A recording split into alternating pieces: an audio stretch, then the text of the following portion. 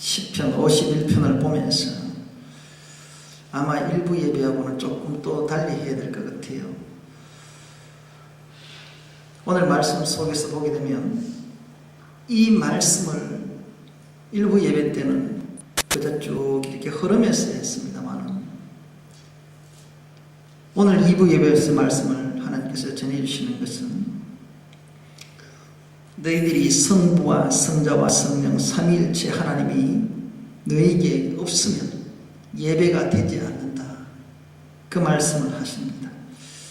그런데 오늘 말씀을 51편을 전체 쭉 보게 되면 다윗이 회개하고 또 하나님께 의지하는 성령 하나님께 의지하면서 하나님 앞에 모든 것들을 내려놓는 이 모습입니다. 그런데 다윗이 보게 되면 이 시편을 쓴 목적이 자기가 죄 중에 있을 때에 특히 간음죄를 짓고 난 이후에 나단 선지자가 왔을 때 그 앞에서의 회개하고 또 기도하는 모습입니다. 그런데 이 51편 속에서 가만히 들여다보게 되면 모든 인간은 죄인이다라는 하나님 앞에서 죄인됨을 먼저 고백합니다. 내 죄가 너무 많습니다. 내 죄가 너무 많습니다. 그런데 다윗은 우리가 알고 있는 성군이지만 하나님이 제일 싫어하는 죄를 두 가지를 지었어요. 교만의 죄요, 음란의 죄를 지었습니다. 첫 번째로는 솔로몬의 어머니 밧세바인 그것을 통하여서 죄를 짓지요. 살인죄까지 합니다. 죄를 덮기 위해서 또 죄를 짓는, 간음을 위해서 살인까지 하는 그런 다윗입니다. 거기에서 또 한 가지 더는 교만을 위해서 자기는 군대에 개수를 하지 말아야 되는데 지파별로 개수를 합니다. 인구조사를 한단 말입니다. 하나님이 원하는 인구조사를 해야 되는데 자기의 것을 드러내기 위해서 인구조사를 합니다. 그래서 하나님께서는 그를 가만두지 않습니다. 철저하게 벌을 내리십니다. 보응을 하시죠. 이런 죄인 중에 죄인인 다윗이 그 앞에서 하나님 앞에서 눈물로 회개하는 모습이 여기 있습니다. 우리도 다윗 못지않은 죄인 중에 죄인입니다. 하나님이 저 다윗을 보세요. 교만의 죄였단 말이에요. 교만의 죄. 인구조사는 그죠? 조사하는 것은 하나님이 하지 말아야 될 겁니다. 하지 말라는 건 안 하는 겁니다. 자기를 드러내기 위해서 하는 것은 교만입니다. 하나님은 교만한 자를 가장 싫어하세요. 그리고 간음하는 자를 가장 싫어하세요. 또 싫어하는 것이 살인죄예요. 다윗은 다 지었어요. 그런데 다윗을 선왕이라 그래요. 이 선왕이 되는 이유는 다른 이유가 없어요. 우리가 되는 것은 다른 이유가 없어요. 우리도 다윗처럼 죄인 중에 죄인이에요. 바울도 그래 했어요. 근데 뭐예요? 주님 앞에서 회개하는 거예요. 회개. 그것이 다윗의 최고의 장점이었어요. 자, 어느 정도로 죄에 대해서 파헤치는지요? 2절 말씀 보십시다. 51편 2절 말씀을 보게 되면 나의 죄악을 말갛게 씻기시며 나의 죄를 깨끗게 제하소서. 대저 나는 내 죄가를 아오니 내 죄가 항상 내 앞에 있나이다. 자, 어느 정도로 잘하는가 하면 자기 앞에 있는 과정을 볼 때 전부 죄밖에 없어요. 그런데 여기에 죄악은 뭐고 죄는 뭐며 죄가는 뭐냐 이 말이에요. 히브리 원어상으로서는요, 이 죄악은요, 죄 때문에 삐뚤어지고 구부러진 것을 말합니다. 이 죄악이라는 것은 죄 때문에 하는 것마다 삐뚤어지고 구부러졌던 마음을 얘기합니다. 결국 뭐예요? 타락이에요. 타락인 것이. 이 죄악이에요. 히브리 원어상으로 그렇습니다. 그렇다면 죄는 뭐예요? 죄는 하나님의 기준에서 벗어나는 것을 얘기합니다. 쉽게 말하면 관역에서 벗어났다. 하나님의 기준이 타겟에서 벗어났다. 모두가 하나님의 품에서, 하나님의 생각에서, 하나님의 뜻에서 벗어나는 건 전부 죄예요.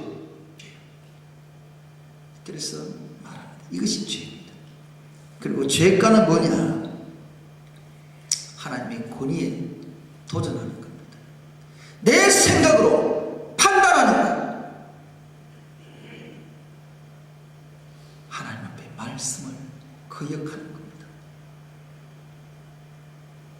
자기 중심의 신앙생활 하는 자가 바로 그런 자들입니다. 그런 죄가 다윗은 다 갖고 있었단 말이다.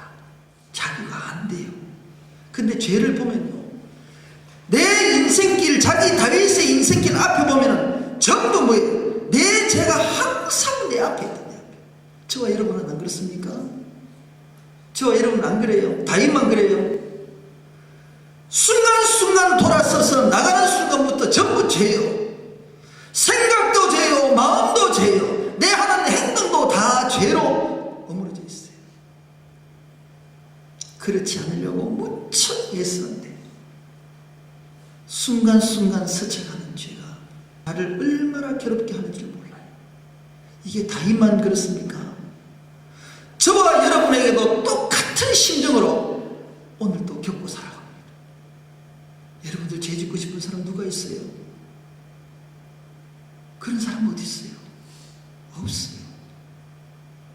그러나 사단이 우리 속에 들어오면 죄인 줄 모르고 죄를 짓게 돼 있어요. 죄를 한번 짓게 되면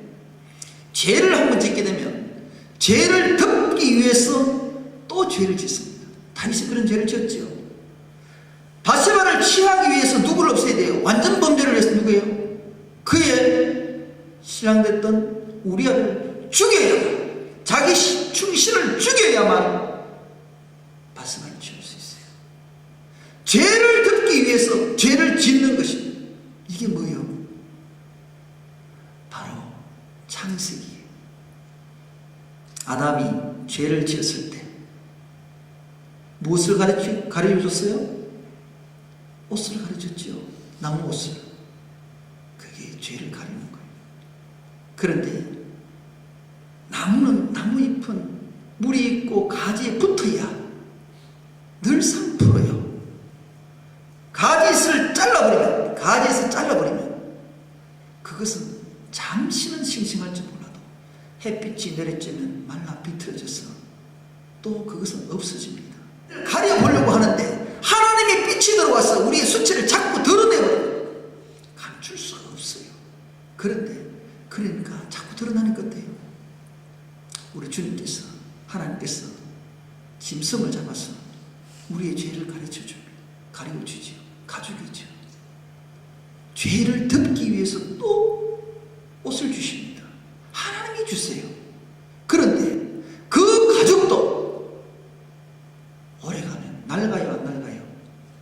하나님이 주시는 것도 우리의 죄를 가리켰는데 이 땅에서 주시는 것은, 하나님이 주신 것도 이 땅에서는 전부 다 무용지물이에요. 이 땅에 있을 동안 다 없어져요. 하나님께서 이 땅에 있을 동안 우리에게 축복을 주시는 것도 이 땅에 있을 때 내가 누리는 거예요.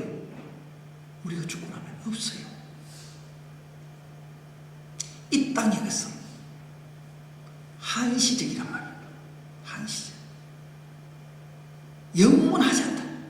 하나님이 직접 주시는 축복도, 이 땅에서 주시는 축복은 한시적이란 말이에요. 내가 살아있을 때 복을 누리는 것이고, 내가 살아있을 때 누리는 것이고, 우리는 영원한 것을 사모하셔야 됩니다. 그래서 하나님께서는 말씀을 해요. 이 땅의 것을 누리지 마라. 왜? 그래서 하나님께서는 처음부터 하나님 자신을 드러냅니다. 뭐요? 난 영이다. 그래서 나와 같을 때에 너희들이 하나가 될 수 있을 것이고, 영원한 하나님의 나라에 이 땅에 쓰인 것을 원치 않다. 오늘 이 말씀을 통해서 다윗은 알았어요. 다윗은 하나님의 마음을 알았어요. 이 죄를 통하여서는 내가 하나님 앞에 갈 수 없다는 것을 알았기에 철저하게 얘기합니다. 내 악을 행하였다. 아니, 사람에게 죄를 짓는데, 다윗은 간음죄를 짓는데 왜 죽게만 죄를 짓습니까? 사람 앞에서도 죄를 짓잖아요. 문제요, 모든 죄는 하나님이 하신다. 하나님 앞에서 하나님을 떠난 것은 전부 죄라는 얘기예요. 그 얘기입니다. 그 얘기예요. 죽기만 범죄된 주님이 우리 죄를 판단하는 거예요. 우리 죄를. 우리가 죄를 판단 못해요. 그래서 주의 목전에서 나를 보고 죄를, 내가 주님의 말씀에 죄인 줄 알아야 돼요. 말씀이 나에게 들어갈 때 죄인 줄 알아야 돼요. 그럴 때 주께서 우리에게 말씀하십니다. 그럴 때 보십시다. 우리의 모습은요, 5절 말씀 보게 되면 내가 죄악 중에 출생하였으며 모친이 죄 중에서 나를 잉태하였다. 죄악이 뭐라고 그랬어요? 삐뚤어지고 구부러진 타락 속에서 출생하였다. 우리 인간의 원죄의 모습을 볼 수가 있지요. 그리고 우리의 모친이 죄 중에 행했다. 우리가 행위적인 죄입니다. 행위적인 죄. 원죄와 자범죄에 대해서 말씀을 할 수 있는데, 우리는 타고날 때부터 죄의 모양을 갖고 태어났어요. 인간의 육으로 나올 때는. 그런데 이 말씀 속에서 숨어있는 말씀이 있어요.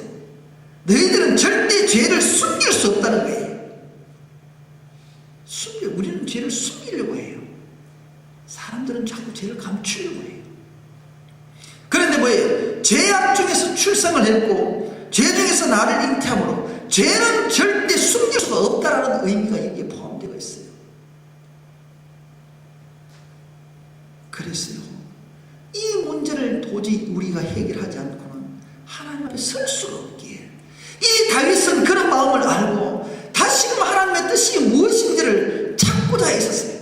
다윗은 알았어요. 6절 말씀을 보십시다. 주로 1절 말씀에 보게 되면 하나님의 관계 속에서, 성부 하나님의 관계 속에서 찾을 수 있었고, 그런데 중심에 진실함을 주께서 원한다. 뭐예요? 주님이 우리에게 원하는 게 뭐예요? 주님이 우리에게 원하는 게 뭐라고요? 중심, 마음의 진실함을 얘기하는 거예요. 저와 여러분은 예배 드릴 때도 진심으로, 주님을 사모하는 그 중심으로 예배를 드려야 돼요. 내 삶을 살아도 주님이 나와 함께하는 삶을 살아야 돼요. 주님이 없으면 죄를 지어도 중심이 없어요. 분별력이 없어요. 작은 것은 죄로 여기지 않습니다. 우리 주님은 작은 것까지도 죄를 보십니다. 주님이 계시기에 그것조차도 두려운 줄 알고 내가 절차 그 죄 가운데 혹 머물렀다면 즉시 회개하고 도말해 주세요. 무릎을 꿇고 있잖아요. 다윗의 심정이 우리가 돼야 돼요. 우리 속에서 우리는 숨길 수가 없어요. 숨기려면 또 나무 잎사귀를 가려도 또 어떤 것을 가려야 돼요? 가죽잎으로 또 가려야 돼요. 죄를 숨기기 위해서 또 죄를 가려야 돼요. 안 돼요. 그 가죽잎도 가죽옷도 결국에는 오랜 세월 지나면 낡게 돼 있어요. 낡게 돼 있어요. 없어진단 말이에요. 우리의 수치는 언젠가는 또 드러나게 돼 있어요. 하나님 앞에서 있습니다. 그래서 우리 중심에 주님께서는 우리 심령 가운데 진실함을 보세요. 거짓 없으신 하나님, 공의로우신 하나님, 진실하신 하나님, 그 하나님 옆에서 언젠가는 내가 써야 된다. 그 자리에서 우리가 거짓말을 할 수 있겠어요? 주님께서는요, 우리를 통하여서 하나님께서 그것을 알아라고 해요. 지혜는 뭔지 아세요? 지혜는 비밀을 캐내는 지혜가 있어야 돼요. 여러분들 지혜라니까 그냥 세상 지식 좀 알아가는 이 지혜가 아니란 말이에요. 마지막 때에 주님께서 일어날 모든 일들과 우리가 주님께서 영적으로 깨달아야 될 그 지혜를 하나님께서 가르쳐 주실 때 여러분들 깨달으셔야 돼요. 그것을 모르면 영적인 삶을 살 수가 없어요. 여러분들, 그래서 시편을 많이 읽으셔야 되고 잠언을 많이 읽으셔야 돼요. 잠언은 지혜이기 전에 하나님의 마음을 거기에 담아 놓으셨어요. 그것을 읽으셔야 돼요. 그래서 깨달아야 됩니다. 그런데 오늘 7절 말씀 보기는 우슬초로 나를 정결케 하소서 내가 정하리다. 우슬초는 6월절에 그죠? 어린 양이 배를 잡고 문슬절에 바르는 그 소리입니다. 우슬초를 가지고 이게 뭐예요? 정결의 상징이에요. 정결의 상징. 이 예수 그리스도의 보혈 속에 우리가 정결치 못하고 깨끗이 못하면 결국 그 정직한 것이잖아요. 이것을 항상 주님과 나와의 관계 속에서 있어야 내가 신앙생활을 바로 할 수 있어요. 주님과 하나가 될 수가 있어요. 이것이 없으면 주님과 하나가 될 수가 없어요. 사랑하는 성도 여러분들, 그로 인하여 우리 죄를 돌아보게 하시고 우리 죄를 항상 깨끗게 하시는 주님을 생각할 수 있어야 됩니다. 그런데 10절 좀 건너뛰겠습니다. 10절 말씀 보게 되면 하나님이여 내 속에 정한 마음을 창조하시고 내 안에 정직한 영을 새롭게 하소서. 이렇게 이 말씀을 보면서 다윗이 이 죄를 짓고 있다, 자기의 심령이 문제가 있다, 그 말을 표현하는 겁니다. 내 심령에 문제가 있다, 그걸 깨닫는 이야기입니다. 하나님이여 내 속에 정한 마음을 깨끗게 하는 마음을 주세요. 깨끗게. 왜요? 내가 그렇지 못하다는 거예요. 주님이 주셔야 내가 할 수 있다. 정말 도와주세요. 그리고 새롭게 해주세요. 정직한 영을 새롭게 해주세요. 내 속에는 부정되고 거짓되고 정말로 속임이 있고 이것이 있는데 이거 내 정말 죄 짓지 않고 싶습니다. 해주세요. 그런데 11절 말씀이에요. 나를 주 앞에서 쫓아내지 마시며 주의 성신을 내게서 거두지 마소서. 이 말이 뭐예요? 성신은 뭐예요? 성령 하나님이잖아요. 성령님이 내 속에 있어야 내가 할 수 있다 이 말입니다. 이것이 없으면 내가 아무리 사모해도 안 된다. 사랑하는 성도 여러분들, 그래서 성령님이 우리 속에 오셔야 돼요. 우리 속에 계셔야 돼요. 그 성령님이 되시려면 철저하게 주님의 말씀과 회개가 있어야 돼요. 붙잡아야 돼요. 그런 가운데 주의 구원의 즐거움을 회복시켜 주십니다. 성령님이 계셔야 내가 죄 속에 있을 때는 구원이 없어요.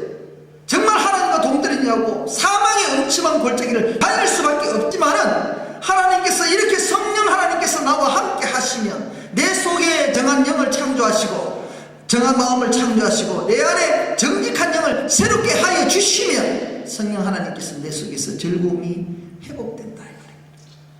내가 할 수 없다는 거예요.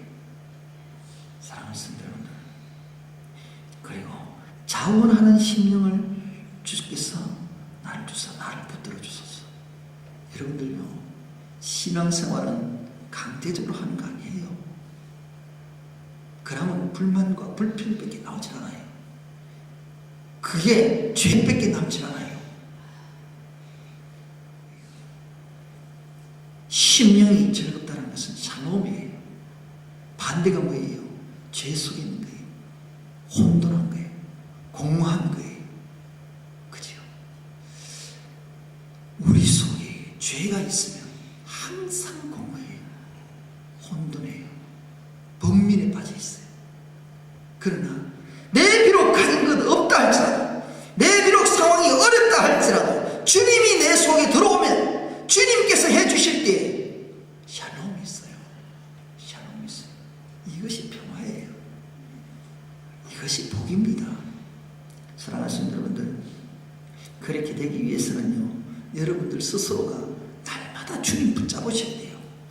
주님을 놓치시면 안 돼요. 그래서 자원하는 심령을 주님께서 나와서 나를 붙드셨어. 우리가 주님이 어떤 마음으로 지금 신앙생활 하십니까? 종교생활하러 나오셨어요? 종교생활. 오늘도 교회 안 가면 불안해요? 아니요. 기뻐할 마음으로 나오셔야 돼요. 주님이 기뻐할 마음으로 나오세요. 이 말씀 속에요, 하나님께서 우리 속을 통해서 얘기하십니다. 구원의 하나님이여 피 흘리신 죄에서 나를 건지소서. 죄에 대한 이야기를 하고 있는 가운데서 보게 되면 주님의 의를 높이 노래하나이다. 믿음에 대해서 얘기를 합니다. 그런 가운데 하나님께서요 17절을 보게 되면 우리의 마음도 얘기하시지만 또 한 가지 무엇이냐면 우리 예배에 대해서 분명히 짚고 넘어가십니다. 하나님이 구하시는 제사는 우리 예배인데 하나님께서는 다른 걸 원치 않았어요. 상한 심령이래요. 이 상한 심령이 뭐냐 말이에요. 골병 들었는 심령이요? 골병 들었는 거요? 아니요. 하나님이 원하는 마음을 말하는 겁니다. 하나님이 기뻐 받으시는, 하나님이 원하시는 심령을 원하는 거예요. 애통하고 자복하고 죄인임을 고백하는, 정말 주님을 사모하는 그런 심령을 말합니다. 죄 짓지 않으려는 그런 심령. 주님께서는 그것이 예배예요. 여러분들 이 시간에 앉아서, 이 윤목사가 앉아서 여러분들 오늘 찬송가 몇 장 부릅시다. 기도하십시다. 오늘 설명 본문은 오늘 시편 51편 폈으니까 펴보세요. 이게 예배예요. 예배는 여러분들의 마음이에요. 하나님과 지금 하나가 되는 것이 예배예요. 그런데 우리는 지금 예배 형식에 쫓아서 예배를 드리고 있나요? 그 예배는 안 받아요. 그건 예배가 아니에요. 우리 마음은 주님께서 뭐라고 했어요? 주는 제사를 즐겨하지 아니하나니 그렇지 않으면 내가 드렸을 것이라. 주는 번제를 기뻐하냐. 우리가 지금 예배를 드린다면서요. 하나님께서 예배를 받으시길 원하시는데요. 예배를 즐겨하지 않는데요. 무슨 얘기예요? 무슨 얘기? 형식적인 이것을 받지 않겠단 말이에요. 받지 않겠다. 우리 주님은 지금 이 순간에 너와 내 마음이 하나 되는 것이 예배다. 주님이 즐겨하는 것은 여러분의 마음을 원하세요.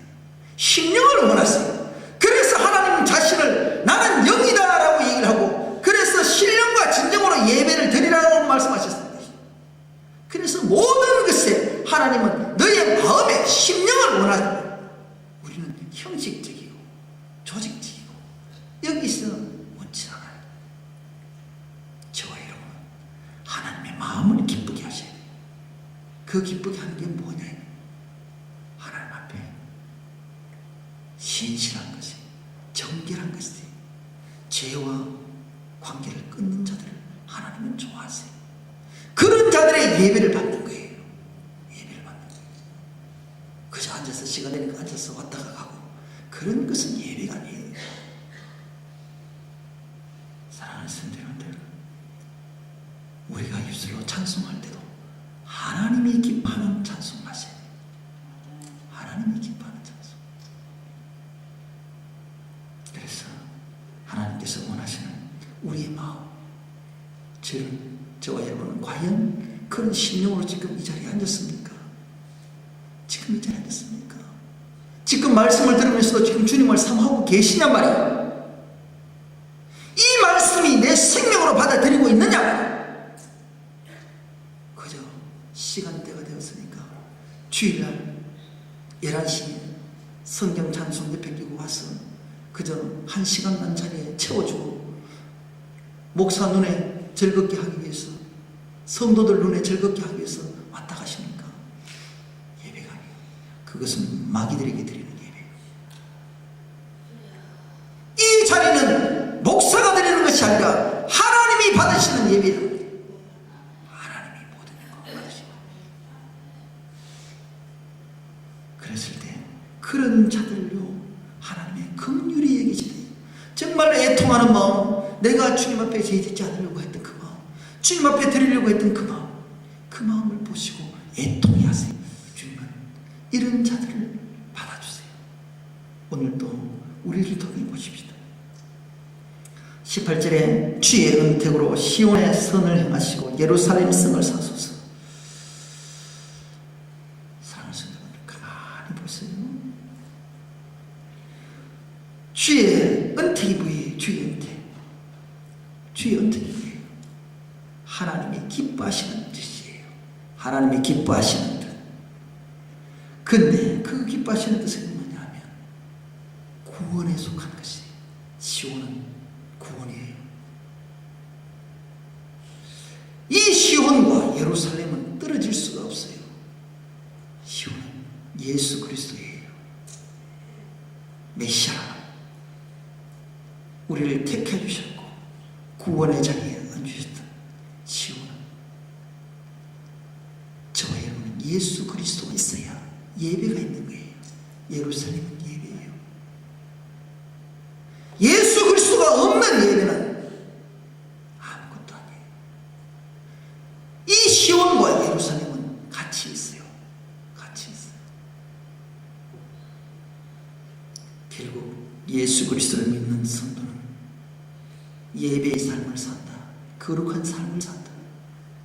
결국 뭐예요? 주님과 함께하는 삶이잖아요. 이 순간에도 하나님께서 함께하지 않으면 저희들은 아무것도 할 수가 없어요. 예배가 예배되어지질 않아요. 오늘 저희들에게서 하나님께서는 우리들에게 진심으로 함께하기를 원하세요.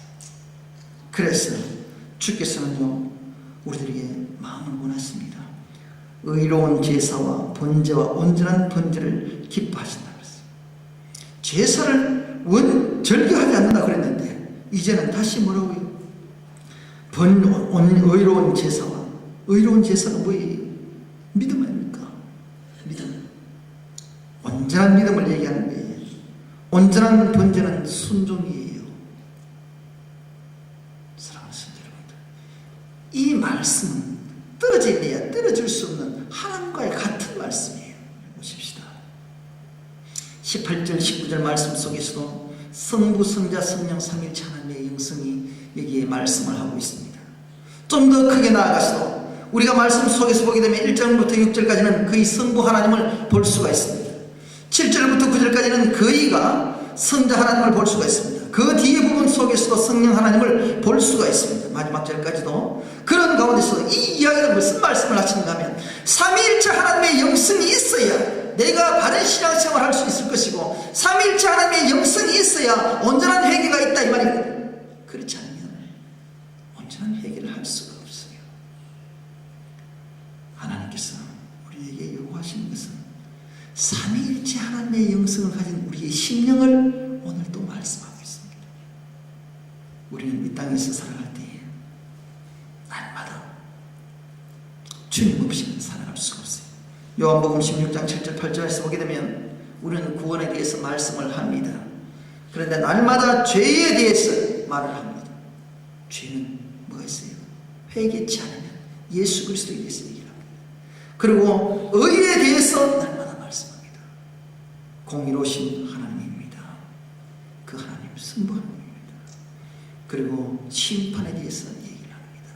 주님의 나를 붙잡고 따라갈 때에 바로 성령 하나님 앞에 성령 하나님의 도우심이 없이는 우리가 구원받을 수 없습니다.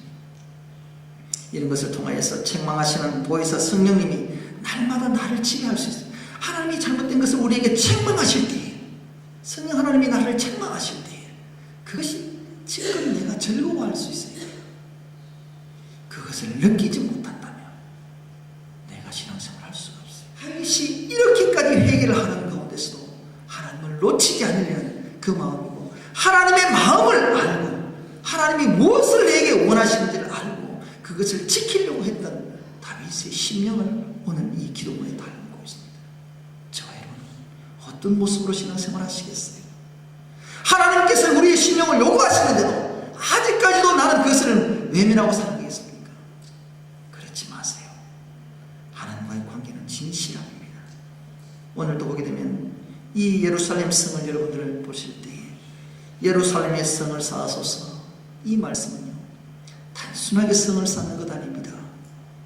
다윗이 이 죄를 범하고 난 다음부터, 인구조사 죄를 범하고 난 다음부터 하나님 앞에서 큰 하나님의 보응을 받습니다. 3일 동안 7만 명이 죽는 그런 보응을 받습니다. 그 의미가 뭐예요? 세 가지의 조건을 달고 선택을 하나 했을 때 다윗은 이것을 선택을 합니다.